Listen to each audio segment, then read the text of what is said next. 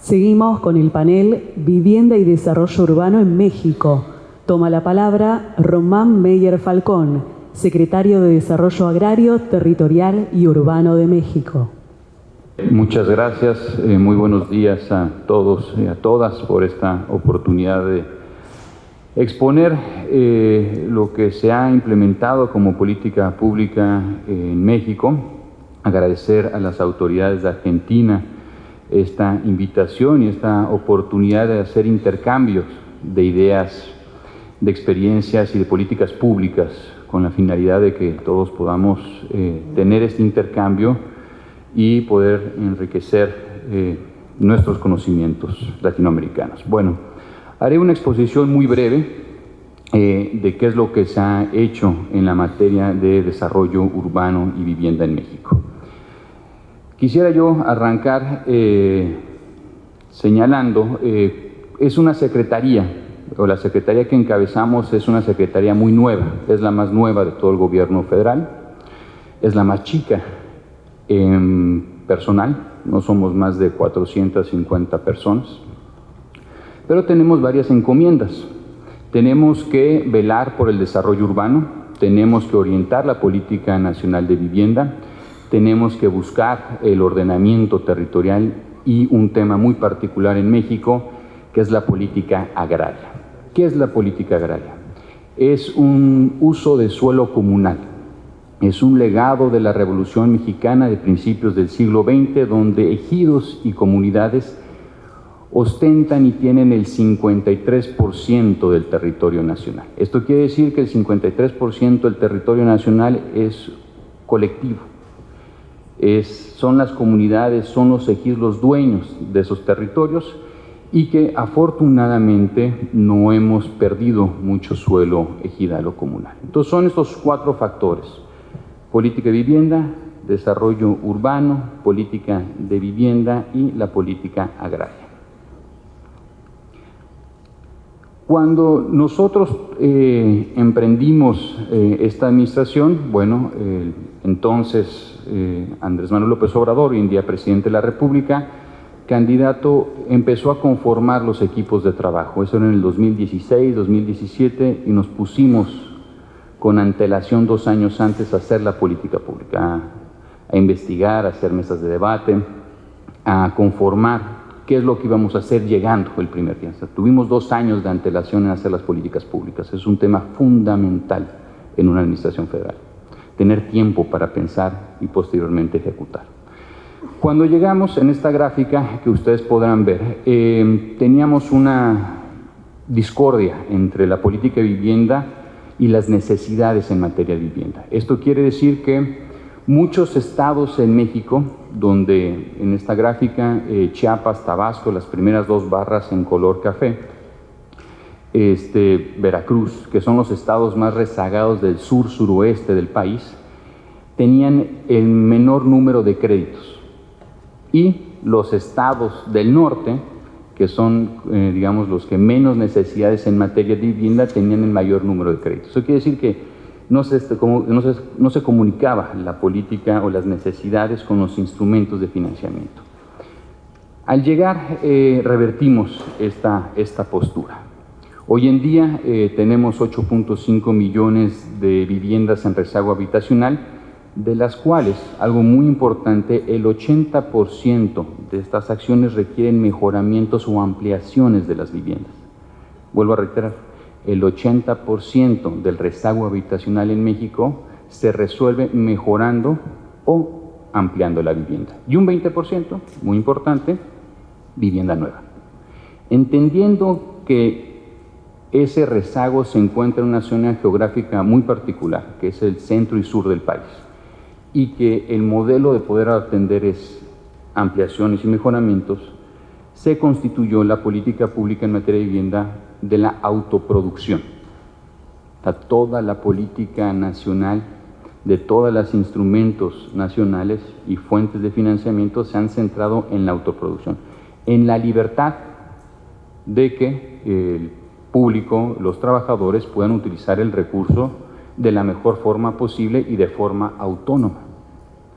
Bueno, En la siguiente lámina podremos ver cómo ha venido evolucionando en el 2007, 2012, 2013, 2018. Los estados de mayor tonalidad, sobre todo, se encontraban con los subsidios y con los créditos en la parte norte, que es la parte más, con el trabajo más formal. Es el vínculo, sobre todo, con Estados Unidos, donde tenemos mucha maquila, mucha producción de maquila y donde los trabajos son formales. Pero en el sur-suroeste no hay un trabajo formal, son trabajos de carácter informal, por eso no pueden acceder a los créditos en materia de vivienda. Y nos abocamos a poder atender el rezago en la zona sur-suroeste. Bueno, ¿en qué constituye la Política Nacional de Vivienda? Son los 7 elementos: el derecho a la vivienda adecuada, no ver a la vivienda como un mecanismo mercantil, como una necesidad de producir y poner viviendas alejadas de los centros de trabajo, que hoy en día, cuando llegamos a la administración, nos encontramos con 650,000 viviendas abandonadas.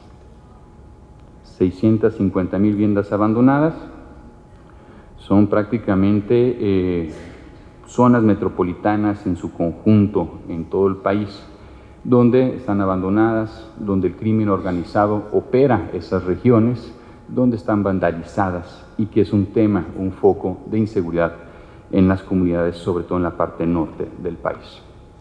Una fuerte coordinación con todas las instancias de financiamiento federales en materia de vivienda, con un solo propósito, que es promover la autoproducción de la vivienda. O sea, liberar los mecanismos, los incentivos, los créditos, los subsidios de forma libre, para que sin el seguimiento del Estado mexicano tengan la libertad los individuos de hacer con ese recurso las ejecuciones o las mejoras de sus viviendas. Plataformas de comunicación, plataformas de gestión de recursos, de tener noción de cómo utilizar su crédito. El vínculo con el tema de ordenamiento territorial es un tema muy importante que estamos invirtiendo fuertes montos de recursos y simplificando las metodologías para elaborar los programas de ordenamiento urbano municipales. Hemos simplificado las metodologías, eran metodologías muy amplias, muy grandes, muy complicadas, muy técnicas. Se decía que pues, si tenías un doctorado en urbanismo podrías, ¿no? No necesitas un doctorado en urbanismo, necesitas simplificar los instrumentos normativos, hacerlos entendibles a la gente, a funcionarios públicos municipales que estarán en un cargo de 1 año, 2 años, 3 años, y que la planeación es un elemento muy complicado de poder visualizar cuando tienes 3 años en un cargo de elección a nivel local. Entonces, simplificar, hacerlos no instrumentos técnicos, sino documentos de 30, 40 hojas, no más, que sustenten los usos de suelo, dónde se puede construir y dónde no se puede construir, dónde tenemos esos bosques, esos manglares, esas zonas de recarga del manto acuífero y dónde sí, de qué forma más eficiente hacerlo. Y hemos llegado a poder hacer estos instrumentos municipales por un monto de $50,000. Eso es lo que nos están costando. $50,000 cada instrumento de planeación municipal. Es $1 millón de pesos mexicanos, no sé cuánto cuestan en cada uno de sus países, pero ese es el monto mínimo, simplificando. Rescate de espacios públicos y abandonados, crédito mucho más baratos, muchos más accesibles y lo que habíamos comentado, el tema de la autoproducción de la vivienda. Digamos, algo que quisiéramos comentar es la distribución en materia de autoproducción, entendiendo que la autoproducción es la política, es el elemento general, es la parte conceptual para todas las instancias. El 25% son subsidios, eso quiere decir que son recursos directos del Estado mexicano a las familias, en un 70% se entregan a las mujeres, las cuales son expertas en administrar los recursos de mejor forma posible, y 74% en temas de microcréditos. Y en la distribución de las acciones, 95% ampliaciones y mejoramiento, y un 5% en materia de vivienda nueva. O sea, no nos estamos enfocando en hacer más vivienda, no nos interesa hacer más vivienda, queremos mejorar y ampliar la que ya existe. Bueno, el Infonavit es una instancia del gobierno mexicano, es tripartita, pero digamos es el mecanismo de financiamiento más importante que tenemos. Todos los mexicanos están obligados a dar el 5% de sus ingresos a este fondo de los trabajadores. Este fondo, en el cual ellos tienen que disponer de su crédito, de su recurso, para mejorar, ampliar, comprar un terreno o comprar una vivienda nueva. Entonces podrán ver en este cuadro, en su lado izquierdo, donde en anteriores administraciones pues era una burbuja especulativa, era hacer vivienda por hacer vivienda, favorecer a los grandes desarrolladores, a que lo que era importante era hacer, vender vivienda, y si se abandonaban, qué lástima, y si no, también, qué bien. Y ya, nosotros lo que es el crédito, digamos, el monto de programas y créditos para vivienda nueva se ha disminuido y se ha venido ampliando las mejoras y las autoproducciones de la vivienda. Tenemos una tasa preferencial del 8.3%, pero a las familias de menor ingreso hemos podido entregar una tasa del 2.5% anual. Eso nos ha ayudado muchísimo que esta instancia seamos el mecanismo de financiamiento más económico del país. 2.5% es la tasa de crédito anual para las familias de menor ingreso en el país. ¿Cuáles han sido algunos de los beneficios? Estos no son datos propios, son del Coneval, es una instancia que nos evalúa al gobierno federal, autónoma. Entonces tenemos diferentes mecanismos de evaluación de cómo vamos. Hemos disminuido las carencias de calidad en espacios de la vivienda del 2018 al 2020, del 11 al 9.3%. Carencias por acceso a los servicios básicos de la vivienda, del 19 ha disminuido al 17, y algo muy importante es el rezago habitacional. El rezago habitacional, direccionando todo en materia de autoproducción, hemos disminuido del 9.4% al 8.5%. A corte del 2020, esperemos que al término del sexenio podamos duplicar esas metas y poder haber sacado en rezago habitacional a 2 millones de viviendas o 2 millones de familias, de un total de 9.5 cuando recién llegamos a la administración. Ahora, entendiendo que la vivienda por sí solo no es, digamos, la única forma de atender los problemas urbanos en el país, nos hemos enfocado en poder actualizar los programas de desarrollo urbano municipales. Este es un monto de inversión que hemos llevado a cabo. Este año lo que hemos acumulado son este año estamos implementando 130 programas municipales, 4 estatales, 5 regionales, 8 metropolitanos.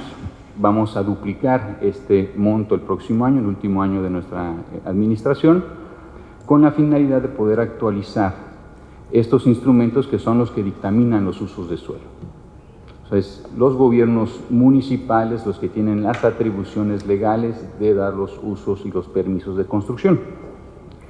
Pero el 80% de esos municipios no tienen sus programas actualizados, o no tienen.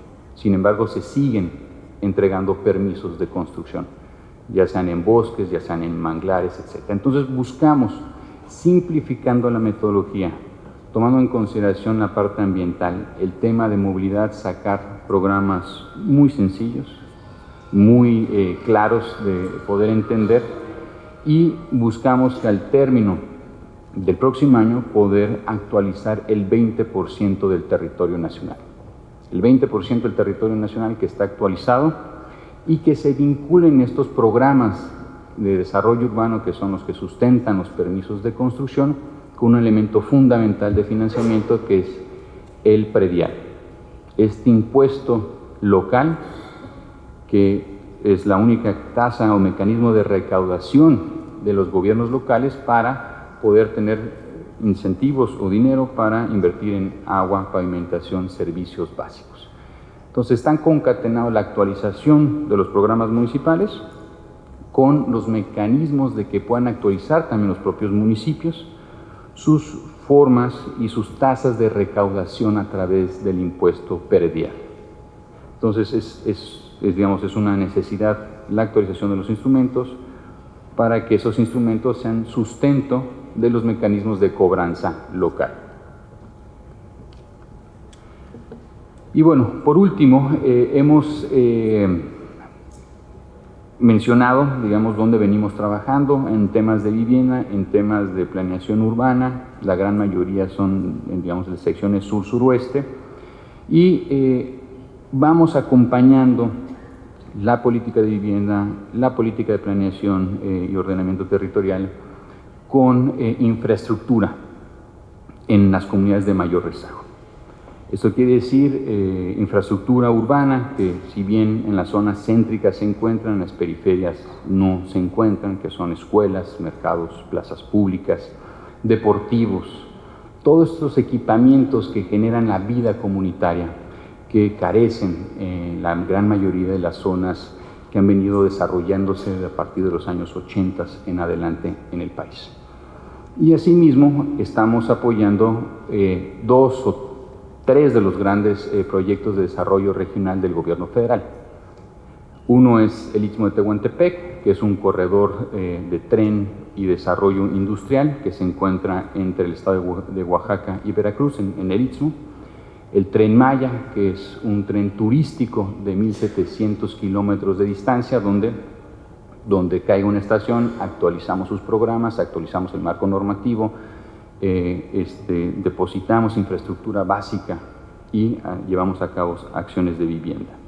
Entonces es una forma, digamos, de apoyar estas comunidades, no solamente con materia de planeación, materia de vivienda, sino equipamientos básicos. Hemos desarrollado, hemos implementado aproximadamente 1,000 equipamientos a nivel federal, escuelas primarias, mercados públicos, plazas, deportivos en estas zonas.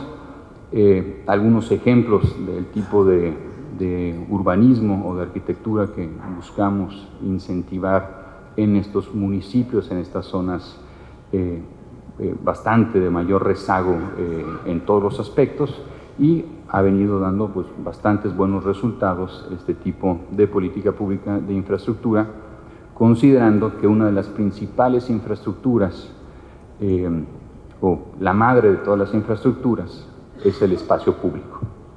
El espacio público con un enfoque dando a entender que es la infraestructura de mayor valor agregado, donde el agua, la luz, el drenaje, la iluminación, y a su vez donde podemos reducir estos grandes conflictos sociales que en su gran mayoría se llevan a cabo en los espacios públicos.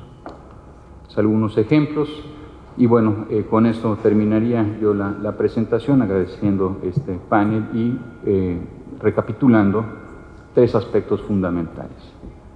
Poder atender la política de vivienda bajo una lógica de autoproducción de la vivienda, o sea, liberando todos los mecanismos, todos los incentivos, todos los créditos y los mecanismos de financiamiento para que las familias, sin supervisión del Estado, ejecuten sus mejoras de sus viviendas. 2, simplificando el marco normativo en la elaboración de instrumentos de planeación, documentos muy tangibles de $50,000 donde nos digan qué se puede construir, dónde no, y si sí, bajo qué mecanismo, llegando a los usos de suelo. Y el tercero, acompañando estas intervenciones con infraestructuras básicas en esas comunidades que no se tienen y que carecen desde hace varias décadas. Muchas gracias.